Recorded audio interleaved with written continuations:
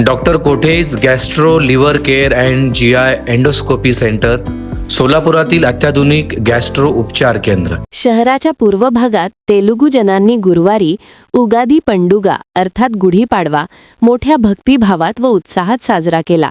यानिमित्त घरोघरी नवीन माठात पच्चडा हे पेय तयार करून त्याचा आस्वाद घेण्यात आला.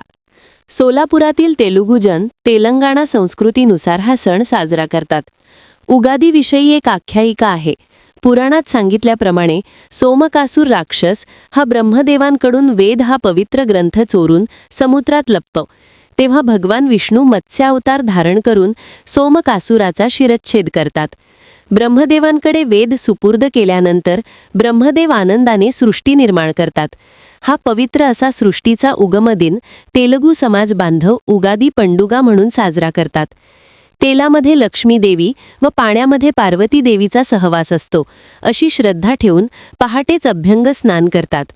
यानंतर घरासमोर सडा समार्जन, रांगोळी, दरवाजास आंब्याच्या पानांचे तोरण बांधून अलंकृत करतात. नवीन वस्त्रे परिधान करून भगव्या ध्वजाचे पूजन करतात. या पहाटे वसंत ऋतूची चाहूल लागते. कोकिळ पक्षाच्या मधुर आवाजाने वातावरणात उत्साह संचारतो. चैत्र महिन्यात वसंत ऋतू सुरू होतो. यावेळी झाडांना नवीन पालवी फुटलेली असते.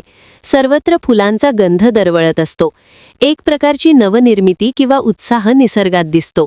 हा कालयोग लक्षात घेऊन त्यातून प्रेरणा घेऊन अशीच नवनिर्मिती आपल्या शरीरात, मनात, कुटुंबात, समाजात यावे, सगळीकडे उत्साह संचारावा, या हिंदू नवीन वर्षात यश, पैसा, आरोग्य यात वाढ व्हावी म्हणून प्रतिकात्मक स्वरूपात गुढी उभारली जाते. या दिवशी घरातील देवघरात किंवा महत्त्वाच्या ठिकाणी नवीन मातीच्या मडक्याला लिंब, आंब्याची पाने, साखरेच्या हारांनी सुंदर सजवून विधिवत पंचांग व पच्चडी पूजा करतात. पुरणपोळी व विविध पिठांपासून बनविलेल्या फराळाचे नैवेद्य दाखविला जातो.